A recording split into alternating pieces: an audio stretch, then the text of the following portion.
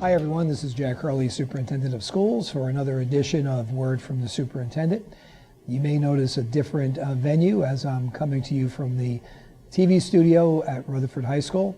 I was visiting at the high school today and I thought I would stop in the studio and do this recording there. This is actually the set that our daily announcements are done at the high school and are broadcast throughout the building to our students. So you get a little inside look at that as well. As we're heading into June, as we're here at the middle of May, we will be looking at a myriad of activities as the school year comes to an end. I want to draw your attention to Memorial Day weekend. As you were notified, due to the use of snow days, school will be in session on Friday, May 26th, but it will be a one-session day. So please consult your school for the normal one-session day schedule. But students and faculty and staff, their day will end at the one session daytime, which generally is between about 12:20 and 1 p.m. depending on the school. On May 30th, the Tuesday following Memorial Day, faculty and staff will be in for a professional development day, but students have the day off. So again, that was on the calendar, but just to refresh your memory. So it's a one-session day on the Friday before Memorial Day, and for students only, a day off on the Tuesday after Memorial Day weekend. I ask you all, while you're here on the web watching this, to check out the various calendars, both the district calendar and the individual school calendars.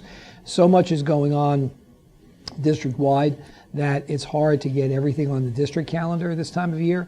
We have concerts and art shows and plays and sporting events and award ceremonies. So please check the calendars and look for information coming from your individual school, and hope to see you at some of these events.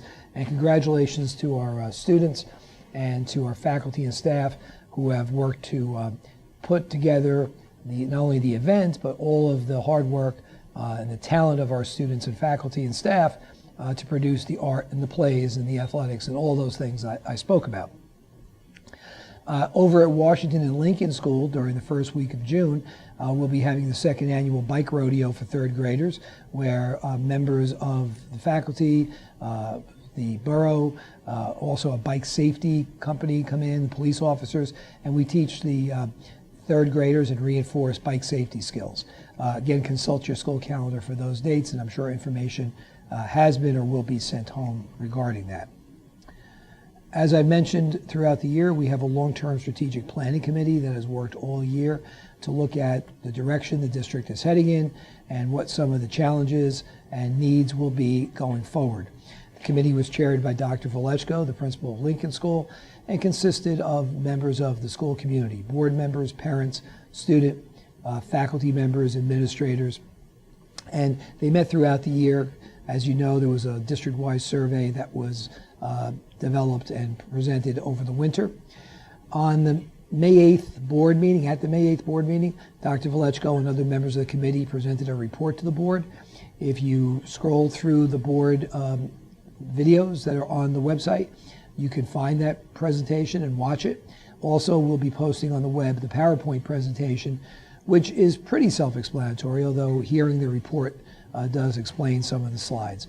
So please, if you haven't been aware of it or you didn't hear the presentation, take a look at one of those two choices so you hear and see the results of the survey and the results of the committee's work for this year. The next step now is to analyze the data, analyze the information, and decide how we're going to address some of the identified concerns. Also on the web, we have posted the results of our water testing, and letters were mailed home or sent home electronically to the parents in the schools that were impacted. As you'll see on the web, we had 6 sites throughout the district where there was an elevated lead count.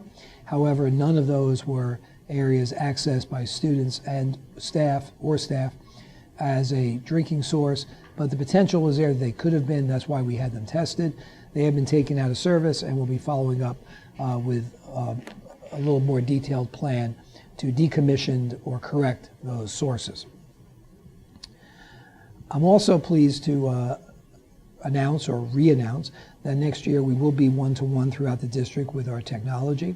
In grades 1 to 5, students will have access to a Chromebook for their use all day long. And in grades 6 to 12, students will have a Chromebook that will be given to them. It'll become their responsibility, and they'll be able to take it home with them and use it for their school assignments.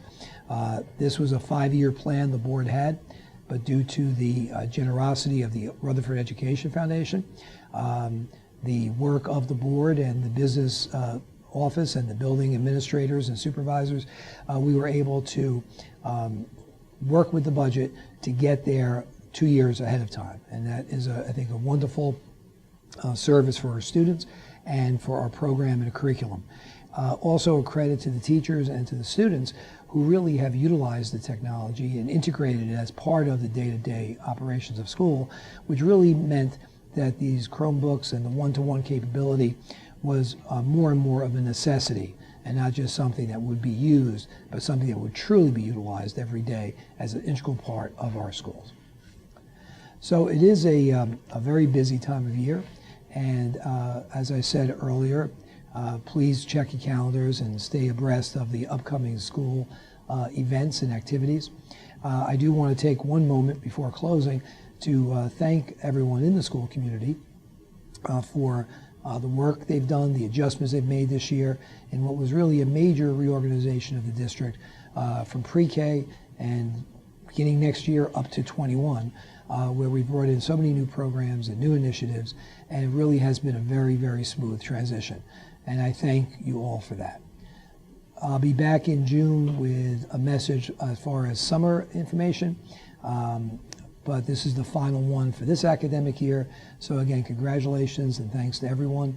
And until next time, this is Jack Hurley, the Superintendent of Schools.